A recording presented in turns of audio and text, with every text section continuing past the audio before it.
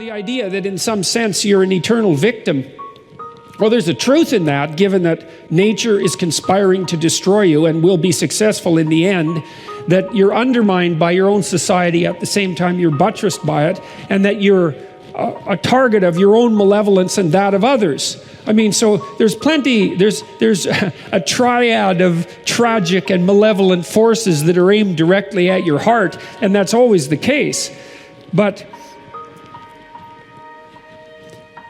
But to not take responsibility for that and to attribute to that to a cosmic injustice or a sociological injustice in some sense that's aimed particularly at you, that's somehow the fault of others, is to miss the great adventure of your life. In that adoption of that adventurous mode of being, there's a deep meaning to be found. Right, a meaning maybe that transcends just you, that involves your family and that involves your community and maybe even the destiny of humanity itself. But there's nothing about that that's secure or easy, and very little that has to do with happiness. The idea that your problems should be solved for you, let's say, and that it's unfair that you have them, well, it's attractive in that there's nothing for you to do except complain.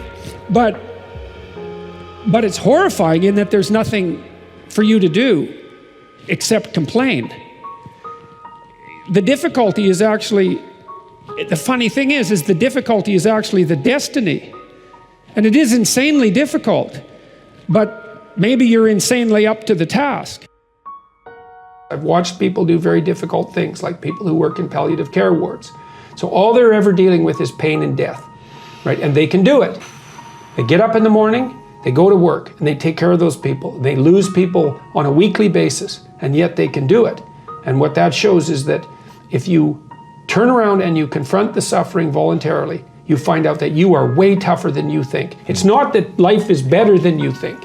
Life is as harsh as you think. It might even be worse, but you are way tougher than you think if you turn around and confront it. And so then what you discover is that there's a spirit within you that can pursue something meaningful, that has the resilience and the strength to contend properly with the catastrophe of existence without becoming bitter. That's actually the central, and then I would say that's one of the central themes of 12 Rules for Life, is that make no mistake about it, like the first noble truth of Buddhism, life is suffering.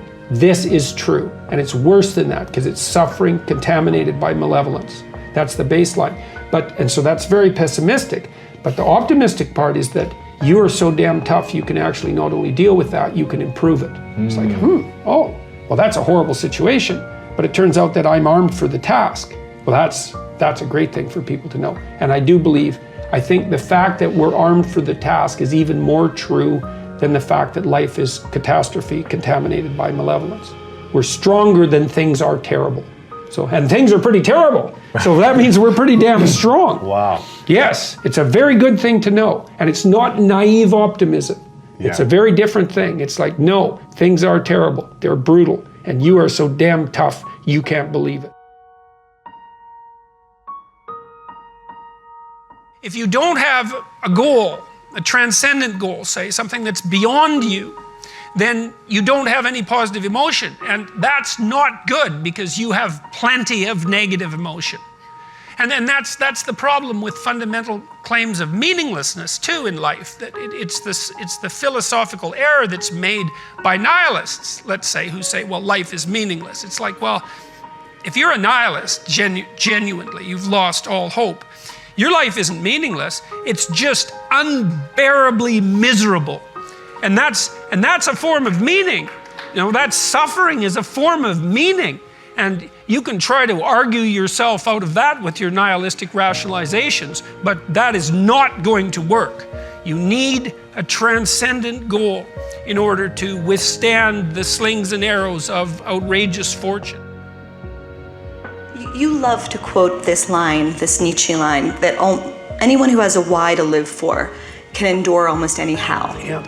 What's your why? What is driving you? See, when people read history, they either read it as a detached observer, or they tend to read it as, well, maybe the heroic protagonist. People like to imagine that they would be Schindler in Schindler's List, but that's wrong. So because the probability that you'll be the perpetrator is much higher, especially merely the perpetrator who's ensconced in silence when silence is not the appropriate thing. So I wanted to, having figured out what constituted hell and the pathway to that, which would be, I suppose, the cowardice and resentment that produces either complicitness in those events or failure to oppose them when they emerge, I wanted to understand what the opposite of that was. Because I think that's what needs to be learned from what happened in the 20th century. And so that's why I wrote Maps of Meaning, was to understand that and to lay out what the opposite was. And then that turned out to be extremely helpful to me and then to the people I started to teach about that, because it's useful to know what the opposite of hell is.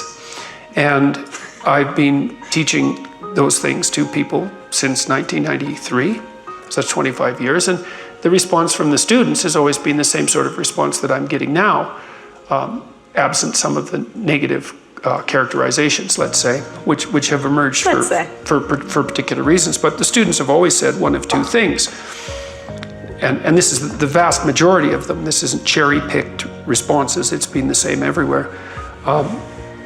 They tell me, and this is the same response I get from my audiences now too, is they say, you've given me words to explain things, to explain and understand things that I always knew to be true, or I was in a very dark place for one of the 7 reasons that people might be in a dark place: alcohol or drugs or failure of relationships or lack of vision or nihilism or hopelessness or depression or anxiety, you know, all the pitfalls that people can encounter. And I've been developing a vision for my life and trying to adopt responsibility and trying to be careful with what I say, and things are way better.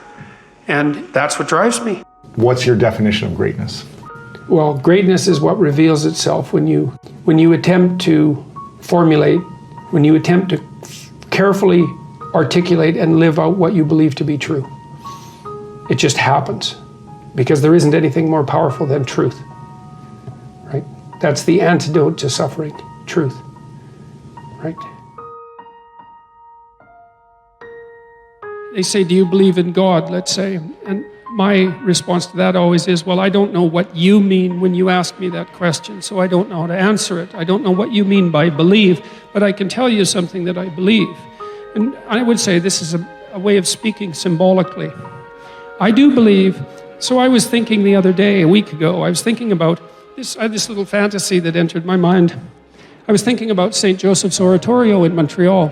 And St. Joseph's Oratorio is a very large religious building. It's one of the biggest cathedral-like structures in the world. And it's set on the hill on Mount Royal, and it's set up where it can catch the sun. You know, so it's an image of the heavenly city on the hill, right? It's an image of the structures that we strive to create. That's what it is, independent of its specifically Christian or religious function. That's what it stands for symbolically. Okay, so it's the city on the hill. It's what we're striving towards when we walk uphill in life. Okay, now, the way the oratorio is structured, there's hundreds of steps leading to it up front. And in the early part of the 20th century, a lot of people who had physical disabilities came there, and they struggled up the step on their crutches, and many of them left their crutches in the oratorio. You can see hundreds of them if you go there. It's quite an interesting sight. And I was thinking about that, and I was thinking about what that meant, and this is what it means. It means that, you know, everyone has their disabilities, let's say, and I know that some people are far more terribly affected than other people. I'm perfectly aware of that. But the question is, what do you do about that? And what you do is you set yourself up on your damn crutches and you struggle up the bloody hill. That's what you do. And you struggle up the hill towards the kingdom of God. That's what you do. Because the alternative is to descend into the abyss. That's the alternative.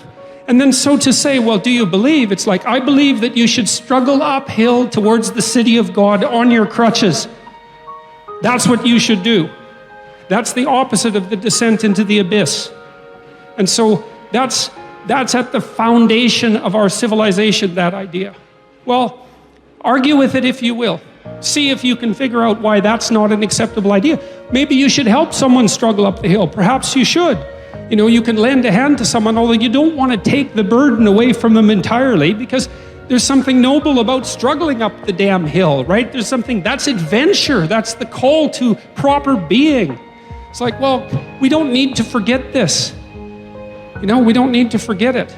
The universities have been there since time immemorial to try to push that idea forward through the generations. And everyone needs to know that idea. That's what gives your life not happiness. Forget about that. If it comes, well, great, accept it. Dignity, nobility, character, truth, responsibility, beauty. Those are the things to aim for.